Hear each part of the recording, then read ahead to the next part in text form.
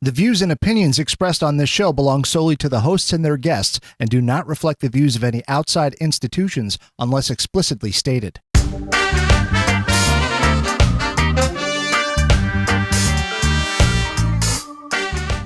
What's up, everyone? My name is Steve Vanderwall, and I'm the host of Cannabis Cum Laude, a podcast devoted entirely to cannabis. This podcast will cover a full spectrum of topics, including cultivation, business, medicine, politics, culture, advocacy, and everything in between. Because let's face it, the cannabis industry is very complicated. It's robust, and it has a ton of moving parts. So it's going to be my job to help you understand it a little bit better. So tune in every week for a brand new episode. And if you enjoy this podcast, please subscribe, rate, and review the show. And if you really like the show and are interested in sponsoring, please shoot me an email at logistics@cannabiscumlaude.com. Now enjoy the show. Alrighty. What's going on, everybody? Welcome back to another episode of Cannabis Cum Laude. It's been a while. I hope I remember how to do this. I'm really excited to be back in studio today with Paula Collins, who is a cannabis tax attorney in New York City. Paula's client base stretches across the country to California, Missouri, Minnesota, and most East Coast states. Paula is a member of the Social Equity and Diversity Committee of the International Cannabis Bar Association and a co-founder of the New York Consortium of Cannabis Accountants. She has developed a niche practice area and representation of the unlicensed cannabis shops. Paula, welcome to the show. Thank you. It's great to be here. It's great to have you. I'm really excited to be chatting with you today. I want to give a quick shout out to our colleague, Greg Procton, who put us in touch. He was previously on the show a few episodes. I just want to say, Greg, thank you for the fantastic connection. A common theme on this podcast, at least for the last 6 months, has been discussing the rollout of the market and specifically the legacy to legal transition, which seems to be something you're very deeply entrenched in. But before we kind of get into that side of things, give me a little bit of background about how you became so involved in this legacy to legal aspect of the cannabis industry. Well, I think everybody gets here, on their own path. For me, what happened is I was teaching special education in New York City, public school. I was in a school for severely disabled children. That's a special district called District 75.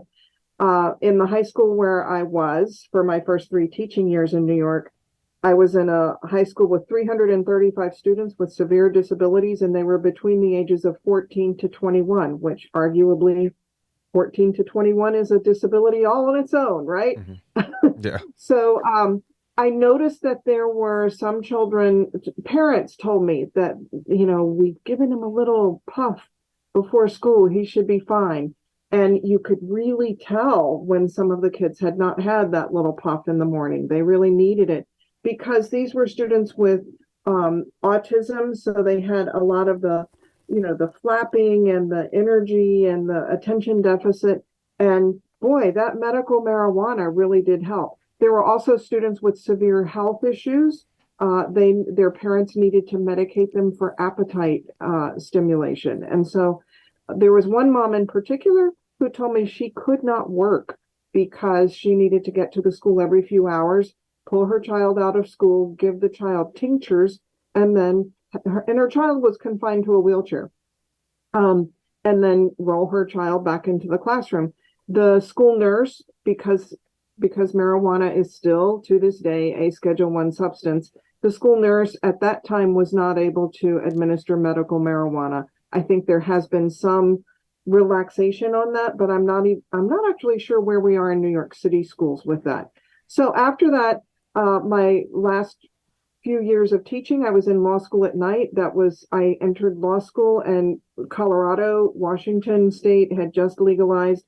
And so there was a lot of talk, a lot of buzz, if you will, about banking, about inventory management, about interstate commerce, and about all of the different things that make cannabis unique. Intellectual property is very different. Could landlords even lease to a cannabis business? So all of these things were happening and were being discussed when I was in law school. And I thought, wow, what an opportunity to come out of law school and dive into a brand new industry where you have the opportunity to create brand new law. And also, with just a little bit of homework, we were able to be experts because nobody else was doing this. A lot of law firms were not wanting to jump in because of the rules of professional conduct. We do have a law or a rule that says that we cannot aid and abet a crime that is ongoing. So how do you define that? Same thing with the accountants rules. To this day, CPAs really do struggle with, can I even represent a client like this? Yeah, I'm realizing this over the years. There's so many different issues, and even when you're a non-plant touching business and ancillary, offer an ancillary service, whether that's accounting or legal or bookkeeping, there are still issues, like you said, with representing these clients or representing these legacy operators. And that's one of the things that I was really interested in talking with you today, because it seems like I think we can both agree that the key to New York's legal, adult use industry, or any legalized state industry for that matter, is getting in the people who've already been doing it and doing it well and doing it in a way that's safe. Okay. The question becomes is, how exactly do you define legacy operator? And it seems like the state has really haven't had a difficult time doing that. I haven't really been able to nail down a true definition. So I'm really curious, how do you define legacy? Well, it's a difficult one. It's a tough one. I put legacy in comparison to licensed versus unlicensed.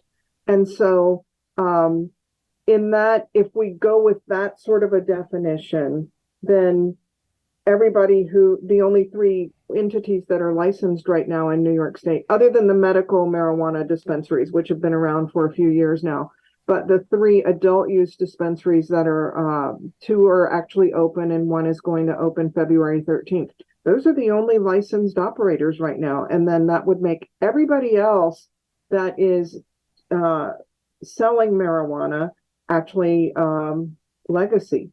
Now, I get pushback on that because there are some legacy operators who say, no, my grandmother was in the kitchen packaging up marijuana and my uncle was running weed out into the neighborhood.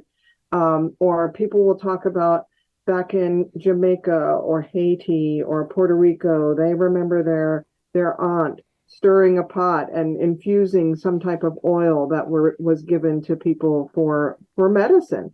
And so there are people who think that is legacy. And then these smoke shops that are popping up everywhere, it seems like in New York City, they call those illicit. So I push back on that. First of all, I think illicit is a very, very strong word, but that is the word that I would say in about the last 9 to 12 months, New York OCM has been using legacy versus illicit to distinguish between, the kind of classic weed operator versus somebody who has a shop, they've signed a lease, they've put out a neon sign, and they are ringing up sales. So I still break it down to either we're licensed or we're not. Yeah.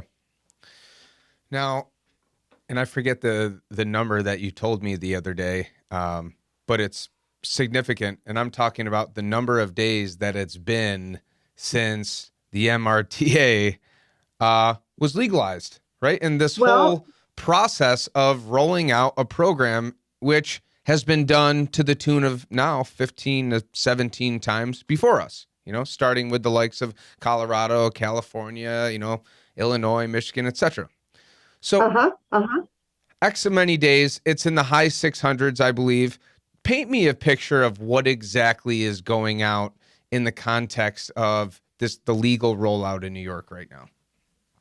So the legal rollout, by the way, yesterday was day 666. So I don't know if you get into the spookiness and the significance, somewhat demonic overtone of or undertone of that number. But yesterday was day 666 since the governor at the time, who was Andrew Cuomo, signed the bill into law. and we now have the MRTA, the Marijuana Regulation and Taxation Act. So that was signed March 31st, 2021, and we've now had today, as of today, 667 days since that was signed.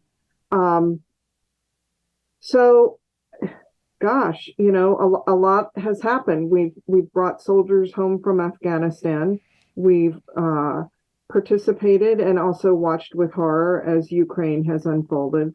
We've seen a post-COVID economy at first seemed to be very robust as people were enthusiastic about, gee, I've got this money. I've kind of had a break. Maybe I'm going to go out and spend some of this money. And now, of course, the commonly viewed perception is that we are, if not already in a recession, certainly headed to one. New York City is on target to be completely broke, to operate at a deficit as of July 1st, 2023. So a lot has changed in 667 days, but the ability for me to take a phone call from a client who says, I would love to have a license to operate a cannabis business. My answer hasn't changed. Gee, I can work with you. I can bring you along in the process. We can get everything ready to go, but I cannot apply for a license on your behalf right now. Yeah, and can imagine it's kind of frustrating both as, the attorney and as the client, because, there's people like me and there's a lot of me's out there who, even since the days leading up to the MRTA, have in some ways started preparing for licensure, looking for real estate, assembling your team, putting together your SOPs, building your brands, all that. And now it's 667 days later, and I still don't know when the license that I want is going to be available. I still don't know when the indoor cultivation licenses are going to be available. We still don't know when the rest of the card licenses are going to be available. So how do you possibly begin to even advise somebody or talk to somebody when nobody really knows what's going on or what's coming tomorrow? Because just like we said on the phone the other day, it seems like things are changing on a weekly basis. Even the OCM's language is changing. And, we were kind of, poking fun at their PR. It's like, it's at this point, it's how do you possibly help somebody who is seeking a license navigate these very, unknown waters? It seems impossible. Mm-hmm. Exactly. And to your point, New York was not the first state to legalize. And that bill, the MRTA that was eventually signed into law, was not the first bill that was put on the floor of the New York legislature. And so one would have thought that they would have, been doing their homework and had a license framework kind of ready to go as soon as the law was signed into effect. And we can all understand they had to wait. First of all, then Governor Andrew Cuomo, was it intentional or was it just that he was busy with COVID or was he busy with corruption? We really don't know. But he didn't create the OCM. It took until September of that year when Kathy Hochul became governor for OCM to be created. And you would think then there would be this feeling of, yes, we've appointed these people that were following that legislation, and OCM was created September 1, and here are the rules October 1. But no, it's as if they wanted to build from the ground up. And I think I'm not alone in that. Many of us thought, okay, New York is going to do this right. They want to prioritize social equity applicants. They want to do the right thing by creating a fund. They want to do the right thing by creating these really unique licenses, like the micro business license is somewhat unique. I don't think there are very many states. I think since then Vermont has something similar. Also, the cooperative license is unique. I don't know of other states that have successfully pulled that off. And it's funny because 667 days later, we have other states copying what New York has done. We have other states that created a social equity fund. We have other states that started thinking, we really could prioritize social and economic equity applicants. We really could create a cooperative license or a micro business. And yet they've gone on and done it, and New York is still waiting. We are in a comment period that is mandated by the state whenever there are proposed regulations. That comment period changes depending on which set of rules. So, for example, the packaging rules, that comment period will close January 30th. I think we just approved, I believe I'm correct, the testing rules, and the overarching rules and regulations for adult use that comment period will close February 4th. Now, it remains to be seen. Will the state take in all of these comments and say, gosh, we need to amend, and we need first of all, some time to read through all the comments, or are they going to do like they did with the proposed card rules and say, thank you very much to all who responded, and the rules stand as they are. Yeah. And then some weeks later, they did issue comments, feedback on the comments, but nothing in fact changed. Yeah, and I don't remember who told me this, but they were still working their way through the card applications for a long time. So you got to imagine. They're still working through them. They're still working through them. Over 900 applications, then all of a sudden you're going to throw in a whole packaging regs package, and then an adult use license package. That's a lot of material to go through. And knowing how long it's taken them to just get through card, I feel like, and I've been hearing, rumors about the remaining licenses are coming out in the summer. And I'm like this, but just seeing the patterns and the trends that have, happened over the last year, something tells me that I still feel like we have a long road ahead of us. I hope not. And, that's just a guess on my part, but everything that we've seen in the past 1 year lends me to believe that there's still some time before, we see these more licenses, or who, like you said, who even knows if they'll take the comments and actually change up, the regs. They could very well say, nope, it stands as is. I guess that's TBD for the moment. Jeffrey Hoffman, who's an attorney here in the city, who has that weekly LinkedIn Live, which is then linked into the New York Cannabis Insider publication. Jeffrey was able to make comments yesterday at the OCM meeting, at which they announced another 30 provisional card licensees, which was very exciting. And Jeffrey was quite gracious, and he said, it's so exciting. We have these 30 new, and we have the 3 shops, but there are the other people. And he really got people's attention when he said this. He knows, and I know, that there are card applicants who skipped paying rent that month. The application was $2,000. Some people skipped paying rent, or they delayed paying rent because they needed to put that money towards their card application. They don't know. They have no word from the state. Now, we can all understand that there's a federal injunction because of the Verisite case, and that is preventing the state from actually awarding card licenses in much of the state, including Central New York, Finger Lakes, Western New York, Mid-Hudson, and Brooklyn. I think I'm leaving some area out.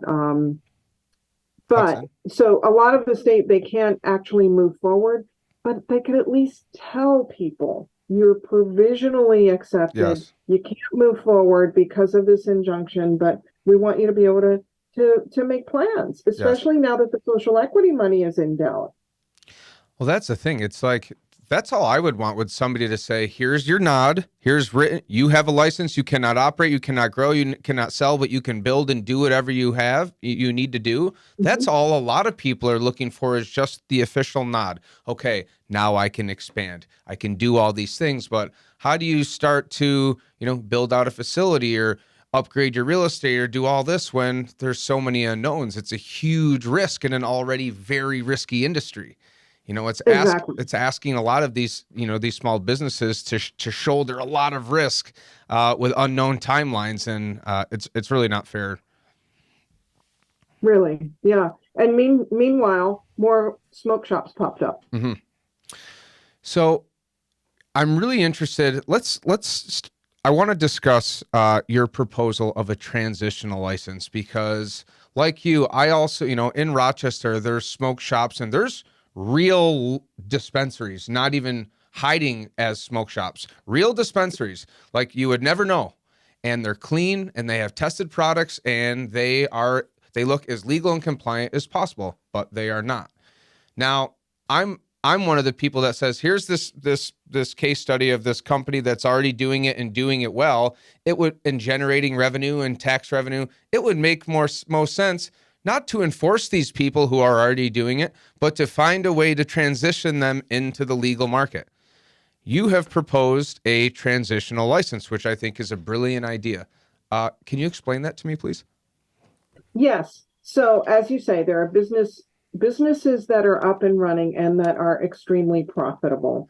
And so what I propose is that we give a time limit, maybe just for the purposes of this discussion, 90 days. So we say from what's today, January 26th, from January 26th for the next 90 days, people can log into a website and can register to be to get a transitional license. In order to do that, they will have to show that they have a certificate of authority to collect sales tax. That's something that somebody gets on the New York Business Express site. And in order to really do that, you also have to have a bank account.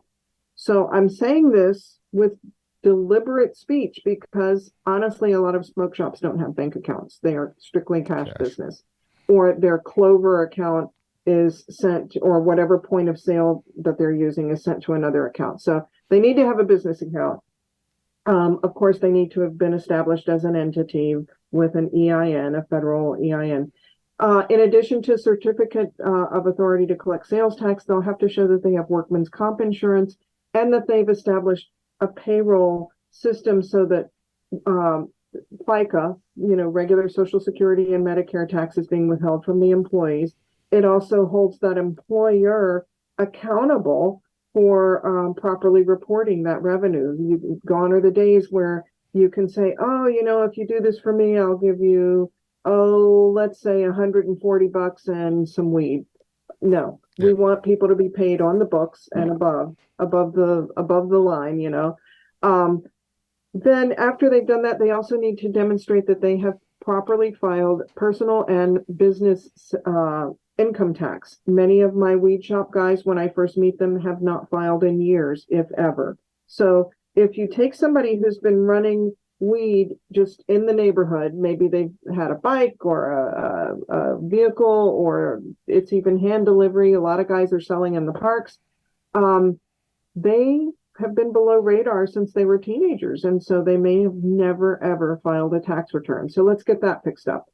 Once they've demonstrated, also, I want them to show a standard operating procedure for verifying the identification of the people who are buying from them. A big pushback has been, well, they're selling to children. Well, let's fix that. First of all, I really do question the sales to children. I've heard horror stories of kids leaving school and going directly to the smoke shop and spending $60 on gummies. I would never give my kids $60 to spend on gummies, but maybe you do. Maybe you have more money than I did when my kid was little. Then the other standard operating procedure is to establish. Now, testing is a hot button because, first of all, in New York right now, there are only 7 testing labs. So if all of the smoke shops started sending products to those 7 labs, you can imagine there would be such a backlog of work that the lab technicians could not process everything. But let's establish a chain of custody, because for every product that's in a smoke shop that was provided by a distributor or, a weed guy, let's find out where the weed guy got it from. Let's trace it all the way back to the farm so that if somebody gets sick, we can say, where did this product come from? What's in it? Who treated it with whatever.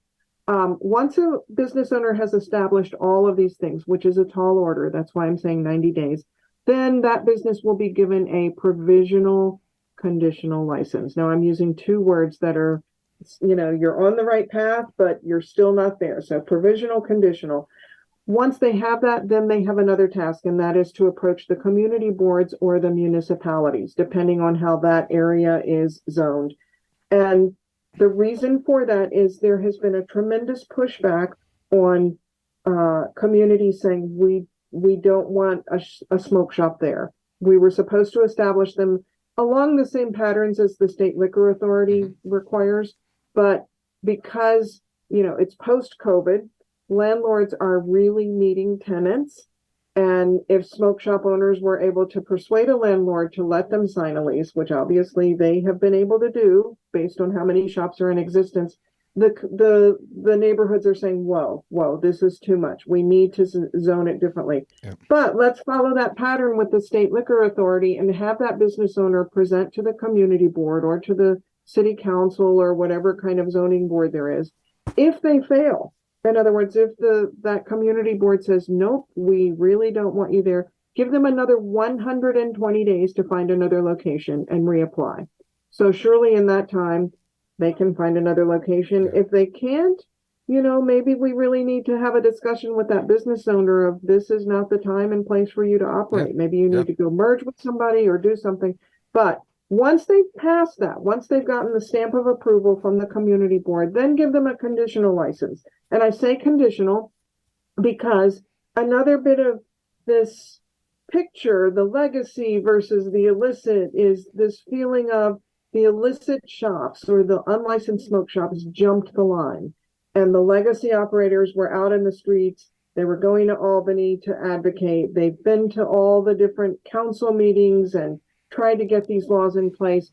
And yet these other shops jumped the line. So let's ding them a little bit temporarily. For 1 year, let's not allow them to run delivery. Let's not allow them to do anything other than have their smoke shop, which is different from even the card license. That was another big surprise when we learned about the ins and outs of the card license, which was you can have as many as 25 full-time employees running delivery. Well, that's like another delivery license.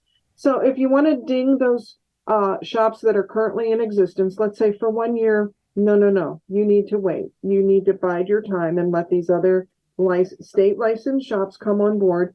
And then, recently I've had the idea of let's tax the smoke shops 2% more to replenish that mystery social equity fund that seems to have gone. Was it ever there? We don't know. But let's tax them an additional 2% because there's been a lot of pushback on, well, you're selling your products for so cheap. Of course, the licensed shops cannot compete because of price. So for 1 year, while they're conditional, let's have them pay an additional 2% on top of the sales tax, on top of their FICA. Now, this is going to be a really hard thing for these shops to do. I'm not asking for small hoops. I'm asking for some big hoops. These are going to be pain points. When that business owner is having payroll tax deducted from his checking account, it's a lot. When that business owner is told, yeah, it's a lot. It's very expensive. Even just buying a workman's comp policy is not an easy thing to do. So there will be some pain points, and quite frankly, some shop owners will say, you know what, I can't do this. I'm going to close shop. I'm done. And that's what the state wants. The state wants to find who are the really sincere players and who's just in it for a quick buck and to get out the door. I can tell you in my own experience, now these are the people who are organized enough to reach out to an attorney. In my experience, most of the shop owners want to be compliant. Yeah. Most of the shop owners want to have a license. Many of them actually think they do have a license when they have a hemp license or a cigarette license, because they say, well, it's legal now, isn't it? And definitely the shop workers, the clerks that are hired. If I go into a shop and I say, hey, here's my business card. If you decide to get licensed, let me know. 9 times out of 10, a clerk is going to say, we're already licensed. It's all legal. That's the thing. I mean, a lot of people got into this, and I would say a large, proportion of the shops around here think that they're doing the right thing. They're out in the open. They're checking IDs, thinking that they're doing everything by the book. But the reality, like you said earlier in the show, there's only 2 with 3 coming online next month, legal dispensaries in the entire state. I do think that we're, obviously this is, that's some big hoops to jump through. And not to mention, you start looking at payroll taxes and all these workers' comp taxes, plus I'm guessing paying all the years of back taxes. That's going to be it's significant. Really challenging, especially for a business who may not have ever had a bank account. How do Right. you, these things start to add up. And these are conversations I've had with legacy market people where they say, even if I could get in, is it worth it? Is it worth it? Right. That's a real question. Economically speaking, the legal cannabis industry, especially in the state of New York, isn't super sexy, especially from a retail perspective. You start looking at effective tax rates and 280E and all these hoops compared to the old legacy market unchecked, no taxes. It's really it's a much more difficult business. And I think it's keeping a lot of legacy people from entering the market, even if there was a legal pathway. What I'm Well, getting at, and sorry, what go we're ahead. learning more about is New York's potency tax. Yeah. Just before you and I got on this call, I printed out an article by attorney Jason Klimek, I Klimek, think yeah. is his name. He's out of Rochester. Um, right. And so he has partnered with somebody and has written this really thorough analysis of the potency tax Mm-hmm. and what that's going to do. Right out the gate, what you realize is the compliance burden is huge because I'm an enrolled agent. That means that the IRS put me through 3 different exams to make me a tax expert. That is the highest credential that the IRS offers. Oh, wow. I can't make sense of it on first blush. I've got to really dive in and do some homework. I'm admitted to practice in the United States Tax Court. I'm going to have to do my homework if I have a case like this because the potency tax is really, no, actually the New York potency tax would not go into the United States Tax Court. But you get my point that this is not easy stuff. This is not, oh, my Aunt Susie knows a little bit about QuickBooks because she took a couple of community college courses. Mm-hmm. No, Aunt Susie won't be able to calculate these taxes. And so you think, well, it's only once a year that you have to calculate these taxes.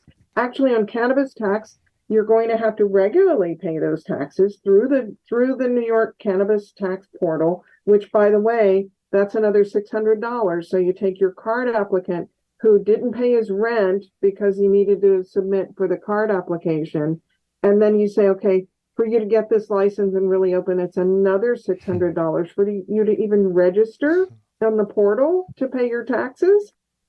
It's tough. It's really, really tough. Yeah, it's really been, in my opinion, about extracting as many dollars as possible from this industry. I mean, I think the reality is this I think that what would bring the most legacy people in and allow them to succeed and really see an explosion of small business would be lower taxes, lower red tape, and lower regulations. And when that happens, we see a huge problem in employees jumping from company to company in this industry, right? There's a huge issue with retention. Training is expensive, and yet that's another cost to add to the burden that these operators are facing.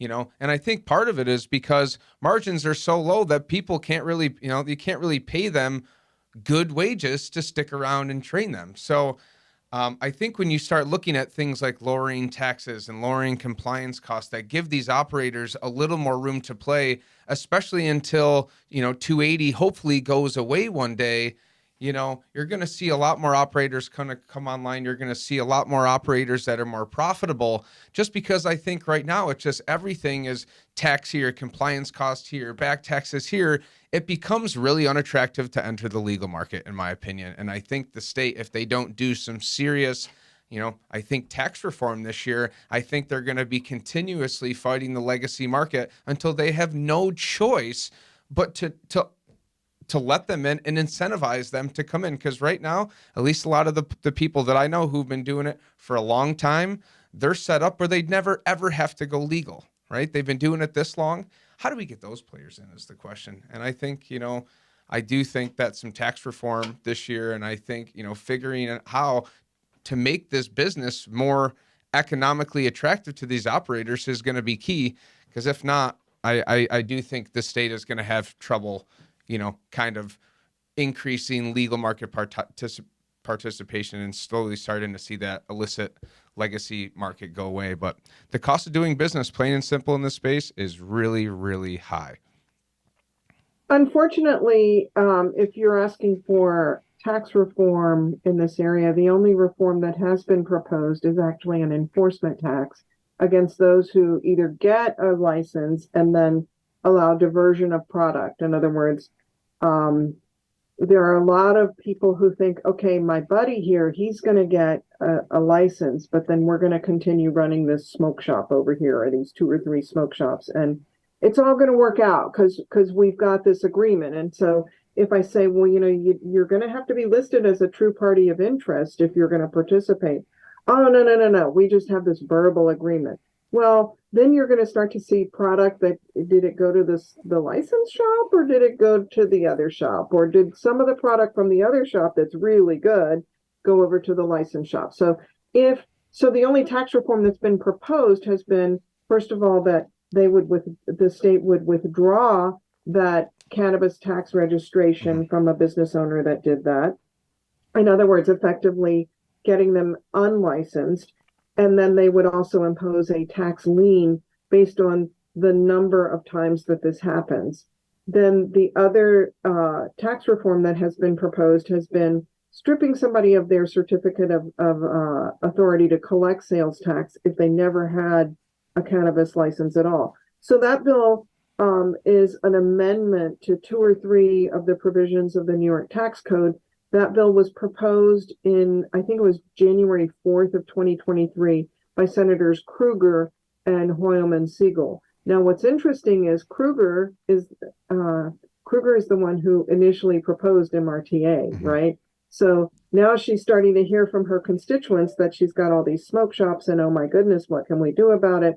She's been on the news a couple of times about saying, well, directly across from my office in Manhattan, there's a truck that keeps getting violations, but they can't seem to close it down.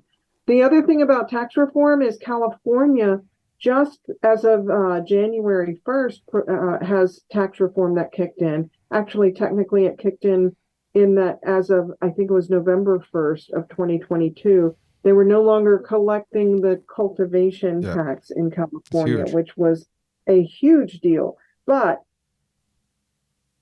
so many California cultivators have turned in their licenses and gone back to legacy or left the industry altogether. There have been so many disasters, natural disasters or fire disasters. So one wonders, was this too little too late? Yeah.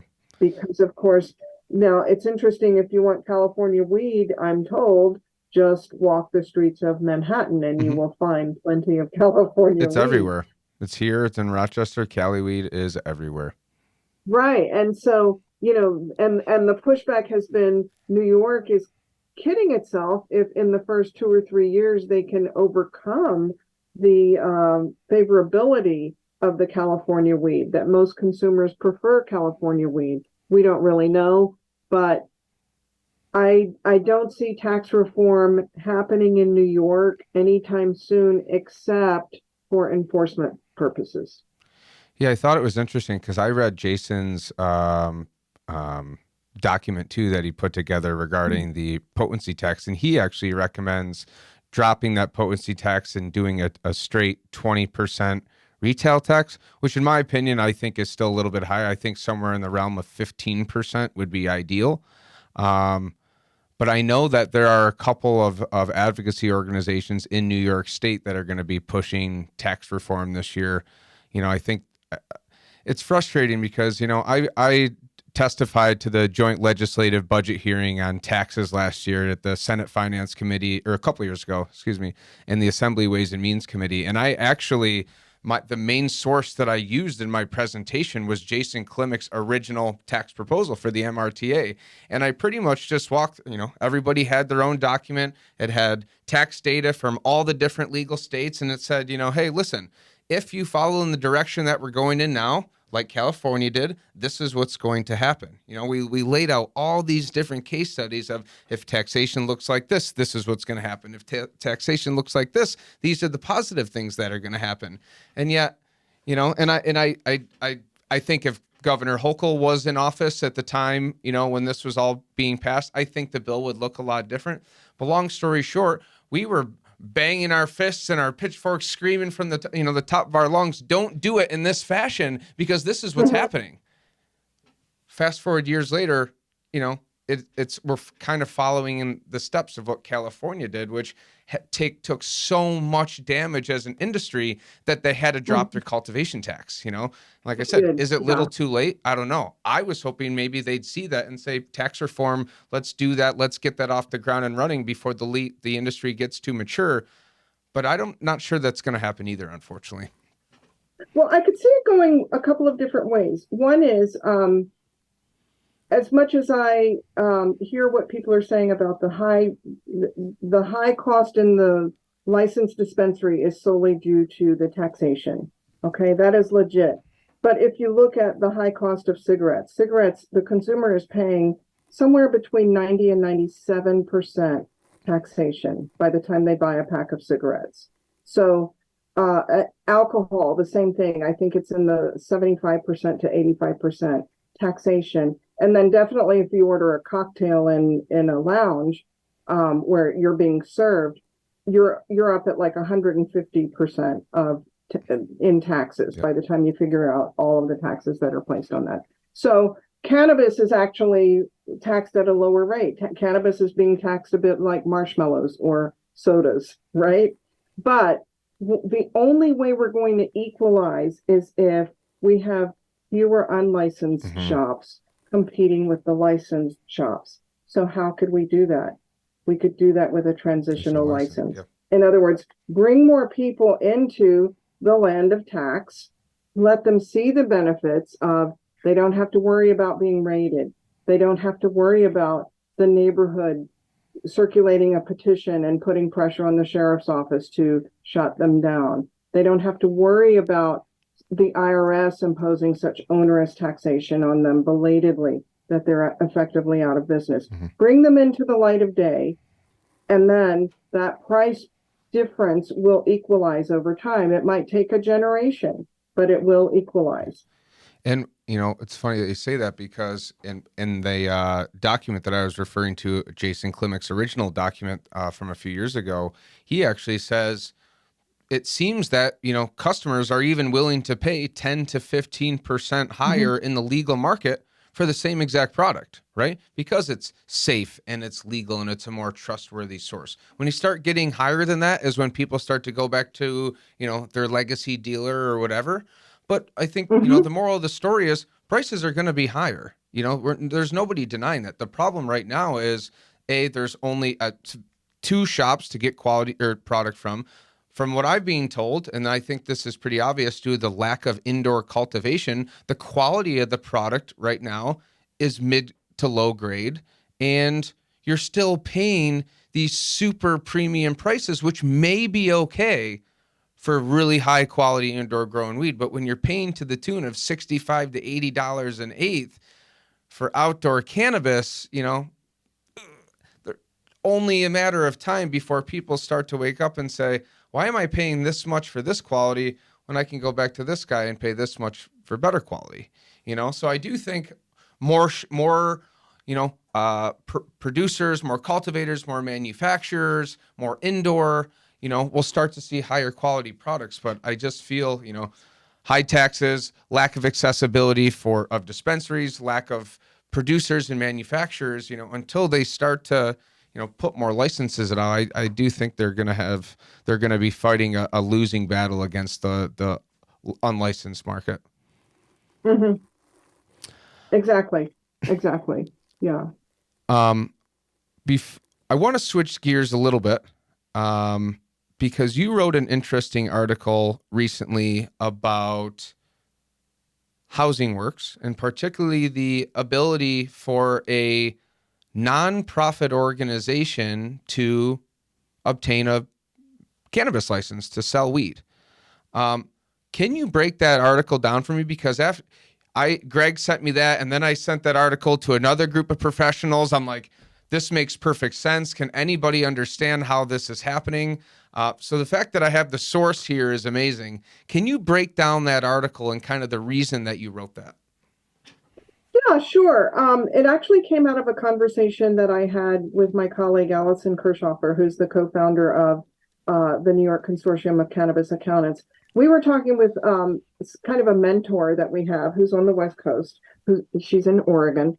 And she was shocked that we were talking about nonprofits, because if you say, oh, my client established his cannabis business as a nonprofit, to somebody on the West Coast, especially somebody working in Washington State or California, it sets off all of these big alarms, because that was one tactic that business owners would use a few years ago in order to try to skirt around 280E. They thought, well, we're nonprofit, we don't have to participate in that taxation regimen. In fact, the IRS has spoken out and said, if you're a nonprofit, you cannot engage in Schedule 1 substances. And so, but then the other pushback that I get on this is that there are entities, the ACLU is a nonprofit. They advocate for cannabis. There are a lot of veterans organizations who advocate for cannabis. There are other medical entities that will, again, advocate for someone's right to use medical cannabis. They might even have cannabis in their name, and they have achieved and maintained their 501c3 status. So then you fast forward to Housing Works, which is, if you say Housing Works to somebody in the New York City area, they're thinking, oh, great, I'm going to clean out my closet and take all of my junk to Housing Works, because Housing Works maintains this robust network of resale shops throughout the city. You can drop off stuff. You can also find super cool stuff. If you're looking for vintage clothing, go to Housing Works. If you need to outfit a new apartment, go to Housing Works. Some of my furniture is from Housing Works. It's kind of ubiquitous. And so the fact that they wanted to go from these retail consignment shops into a retail cannabis industry was not too much of a leap. In fact, I attended the community board meeting where they presented, and somebody said, you obviously know how to do retail. What Housing Works really does, and what's in their mission as to why they are established as a 501c3, is way back, they were really significant in AIDS education and support of AIDS victims right at the height of the AIDS crisis. So when AIDS patients had difficulty finding a place to live, or finding medical care, or getting their prescriptions, Housing Works was there. So they have a warm, most New Yorkers have a warm, fuzzy feeling about Housing Works. When I had this conversation with my colleague who's an accountant in Oregon, and she said, you're kidding me. What is with this nonprofit thing? They're going to lose not only their nonprofit status for the cannabis business, but then the IRS could potentially say, guess what? You're now engaged in a Schedule 1 substance, which is federally illegal, and therefore we're going to strip you of your entire 501c3 status, which would be devastating, because Housing Works has a revenue base of tens of millions of dollars every single year. Likewise with the Doe Fund, who is the organization that will have a dispensary opening. They're doing a soft open on February the 13th. Likewise with the other, I think there are 4 other nonprofits that are conditionally or provisionally licensed through the CARD program. So it again speaks to what were the people at OCM thinking when they built this provision in? Was it just, oh yeah, we want to find some organizations that have done some really good community work? They glommed onto this nonprofit term, thinking that's the way to go. But I don't think that they consulted with somebody who really knows nonprofit taxation. Yeah, and it seems like Housing Works has done a lot of good things over the years.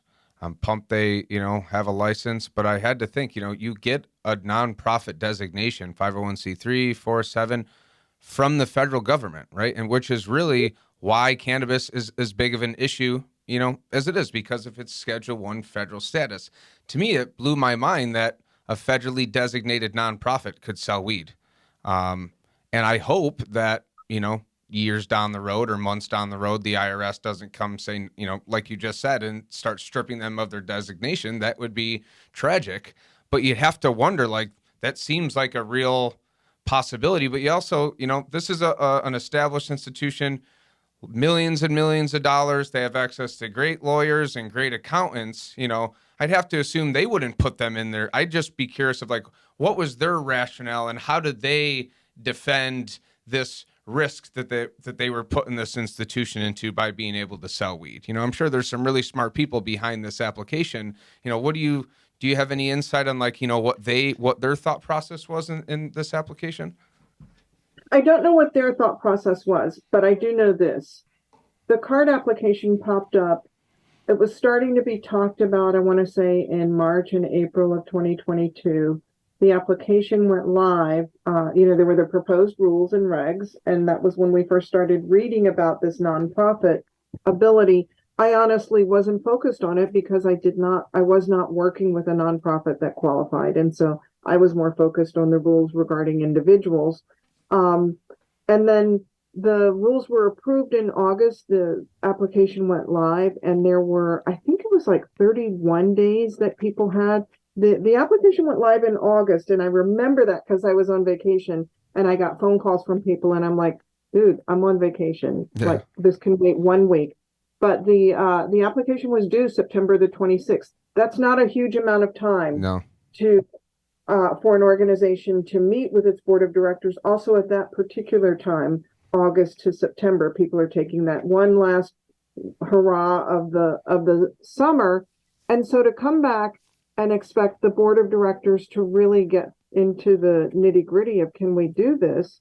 I could very well see how it could slip past a board of directors that, wait a second, we've got this tax thing to consider. Now, I will say in the community board meeting, the CEO of Housing Works, and that's also where my mind started saying, wait, something's off here, because the CEO of Housing Works said, we think that because we're nonprofit, we can potentially offer the products in our cannabis dispensary at a lower rate because we can get around 280E.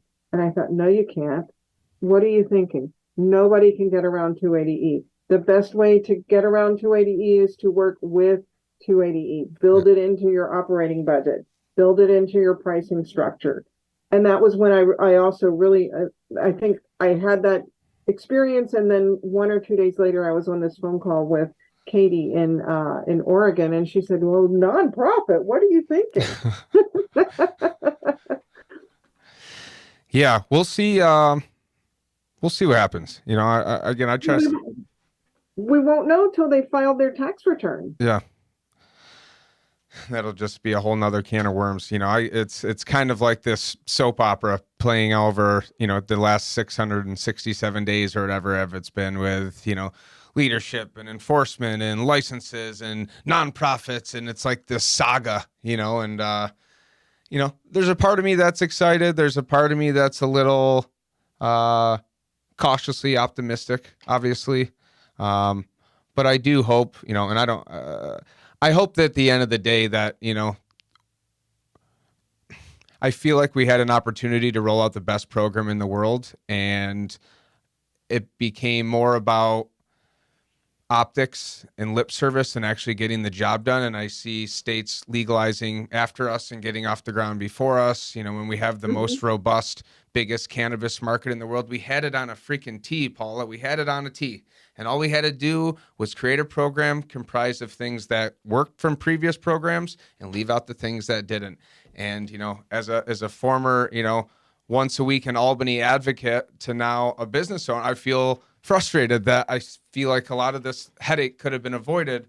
But I guess that'll, we'll have to keep, seeing what happens month by month. But I really, really appreciate your time. This has been a pleasure.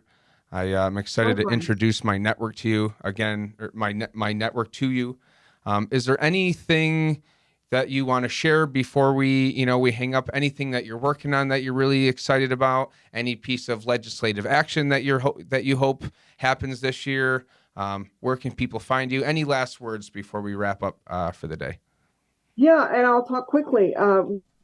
There is a viable bill on psychedelics in New York, and New York is not alone in really working on psychedelics. It's conceivable that we will have that approved before we have a viable cannabis I think so. framework actually working in reality.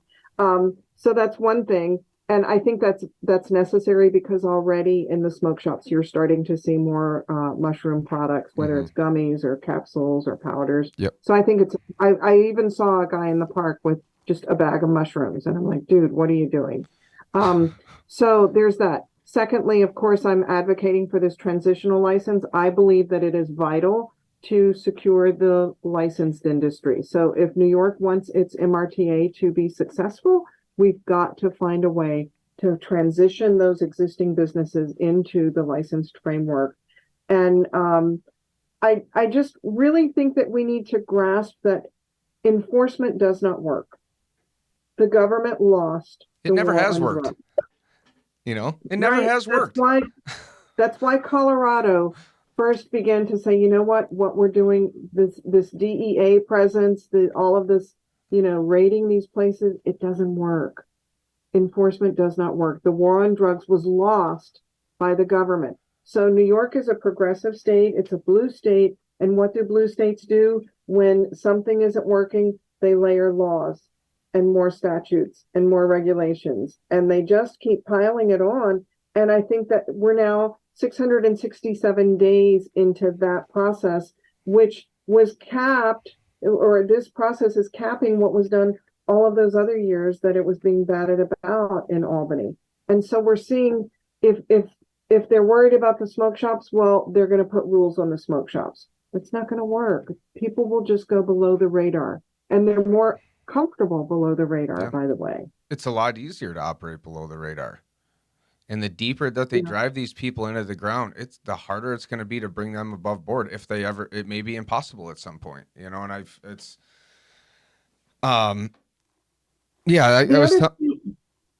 what's that? Sorry. The other thing that's interesting, you were boots on the ground when they were batting about the different rules and regs. Why did they leave this loophole on gifting and memberships in? We're not the first state to grapple with this. DC, California, Washington State, Oregon, they all grappled with this exact issue of gifting and memberships. And so why didn't they do their homework and close that loophole? I have a lot of questions like that I'd like answered. Why did you do this or why didn't you do that? Why did you create a tax structure that looks like this state that's industry is failing? Why didn't you close the gifting and membership loophole, which has been a huge problem in other states? I don't know. I love to have a sit down one-on-one with the governor or Tremaine or Chris and say, these are the real questions that people are wondering. I would really love some answers because I don't know. I don't know how they miss things like that. I don't. I wish I did. And it'll probably become clearer and clearer as the days go on.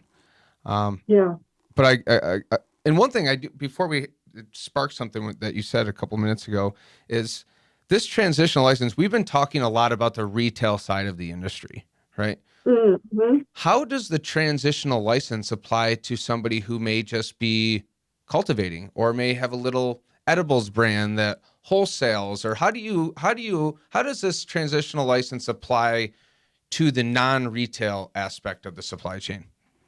Well, that's an interesting question. And I focused on the retail because that's kind of the garish and glaring thing that people are complaining about. And that to a lot of consumers, to a lot of tourists, heck, to a lot of fellow attorneys, those shops are the licensed industry. That is the New York cannabis industry when they see the little pot sign. So I have focused on that. But it remains to be seen how many cultivators will actually be cultivating next year, because at the behest of New York State Office of Cannabis Management, people transitioned from their hemp license and with very little effort or fanfare could get a conditional cultivator license for cannabis. They put seeds in the ground at great personal expense, and they're broke. They're for the most part, their harvests are in plastic bins in storage, and of course, while we've been speaking, that product has gotten less valuable. So they'll have to sell it for oil or sell it for biomass or what have you at great sacrifice. And so how many people have the resources to actually do that. So, but we also know, like in most states, there are many, many people who have been growing marijuana for generations, whether they were growing it on their fire escape in East Harlem, or whether they had fields and fields of it in upstate somewhere, or whether they had a greenhouse. There has been marijuana growing in New York State forever. And so I don't know if we're going to be able to bring some of those cultivators into the licensed space. I think it would be a very tough sell based on how it went this first year. Like, why would somebody sign up for that? To me, what makes sense would be maybe we transition the smoke shops. I keep coming back to that. That's sort of my one verse song. Let's transition the smoke shops and let's impose a tax and create a fund that creates a grant program to transition some farmers, or to, how about this? We reimburse those farmers who were licensed last year who could not sell their product at market rate. Yeah, that would be a really good use of extra tax money. And you know what? If you present it the right way, Big Apple weed tax or something like that, I think a lot of people would go into the smoke shops and gladly pay the 2% or 4% premium on that product in order to support the farmers. Especially if they market it around this extra 2% is going to help these farmers, which are really the backbone of the cannabis industry and the food chain. And the farmers, the processors, the manufacturers. Yeah. I feel for these farmers too. They grew all this product and it's still 99% of it is still sitting in a warehouse. It wasn't 2 years ago where they were all set up growing flower, and then they got a bill that said smokable hemp flower was not allowed in the legal market, like during harvest. These guys and these farmers have taken a beating over the last couple of years. And I would love to see something done to help these people out, because I would imagine that after this year, if they don't have an outlet, you're going to see the number of licensees drop significantly. I mean, how many people can really hold on for that long? I mean, they can't. They weren't in great shape to start with. No. As an industry. Yeah. The CBD industry bottomed out overnight. You had all this extra product, and then finally a glimmer of hope where, hey, maybe smokable flower might be a little bit of a way for us to keep our noses above water. Boom, no smokable flower. And then, boom, here's your cultivation license. You can plant, no place to sell your product. I mean, these guys have been... And then the whole flip-flop on testing. Yeah. At one point, the farmer said, there is not a single product in New York that's going to pass your testing guidelines. Nope. So overnight, when it was on a Sunday night that they released, guess what? All of the testing guidelines have been changed, what did that do in my mind? Gee, I guess that really wasn't based on science, that you could just change it like that. Yeah. Yeah, I think